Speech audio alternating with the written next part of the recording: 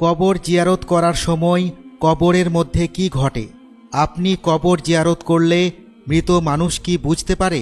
জুমাবারে কবর জিয়ারত করলে রূহ কিভাবে কবরে প্রবেশ করে?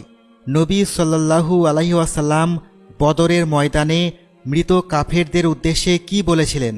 মৃত মানুষরা কি সেই কথা শুনতে পেয়েছিল? আজকের ভিডিওটি খুবই তথ্যপূর্ণ, তাই ভিডিওর শেষ পর্যন্ত আমাদের সাথেই থাকুন। সহিহ বুখারীতে একটি হাদিস বর্ণিত হয়েছে, একদিন আল্লাহর রাসূল সাল্লাল্লাহু আলাইহি ওয়াসাল্লাম এক মহিলার পাশ দিয়ে যাচ্ছিলেন। তিনি দেখতে পেলেন সেই মহিলা কবরের পাশে বসে উচ্চ স্বরে বিলাপ করে ক্রন্দন করছিল। নবী সাল্লাল্লাহু আলাইহি ওয়াসাল্লাম তাকে বললেন, তুমি আল্লাহকে ভয় করো এবং ধৈর্য ধারণ করো। মহিলাটি আল্লাহর রাসূল সাল্লাল্লাহু আলাইহি ওয়াসাল্লামকে বলল, আপনি আমার কাছ থেকে দূর হন, আপনি আমার কষ্ট কি বুঝবেন? আপনার উপর তো আমার মতো বিপদ উপস্থিত হয়নি। মূলত মহিলাটি রাসূল সাল্লাল্লাহু আলাইহি ওয়াসাল্লামকে চিনতে পারেনি। পরবর্তীতে তাকে বলা হলো, ইনি হচ্ছেন নবী সাল্লাল্লাহু আলাইহি ওয়াসাল্লাম, আপনি তাকে এটা কি বললেন? এরপর সেই মহিলা নবী করিম সাল্লাল্লাহু আলাইহি ওয়াসাল্লামের দরবারে এসে উপস্থিত হলেন। রাসূল সাল্লাল্লাহু আলাইহি ওয়াসাল্লামের কাছে তখন কোনো প্রহরী ছিল না। সেই মহিলা অনুতপ্ত কণ্ঠে বললেন, হে আল্লাহ রাসূল, আমি আপনাকে চিনতে পারিনি।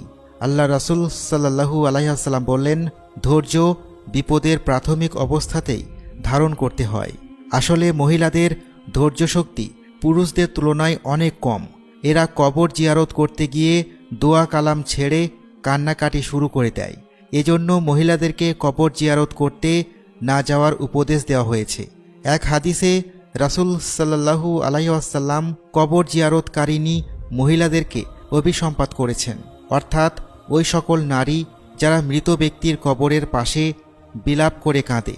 ইসলামের প্রাথমিক দিকে কবর জিয়ারত নিষিদ্ধ থাকলেও পরবর্তীতে রাসূল সাল্লাল্লাহু আলাইহি ওয়াসাল্লাম কবরে জিয়ারতের অনুমতি এবং এতে উৎসাহ দিয়ে বলেন, আমি তোমাদেরকে কবর জিয়ারত করতে নিষেধ করেছিলাম, এখন থেকে তোমরা কবর জিয়ারত করতে পারো।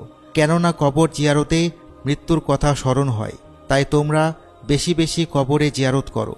আর আমি তোমাদেরকে 3 দিনের অধিক সময় কুরবানির গোশত রাখতে নিষেধ করেছিলাম, অর্থাৎ 3 দিনের মধ্যে কুরবানির গোশত খেয়ে শেষ করতে হবে, কিন্তু এখন যতদিন ইচ্ছা তা খেতে পারো।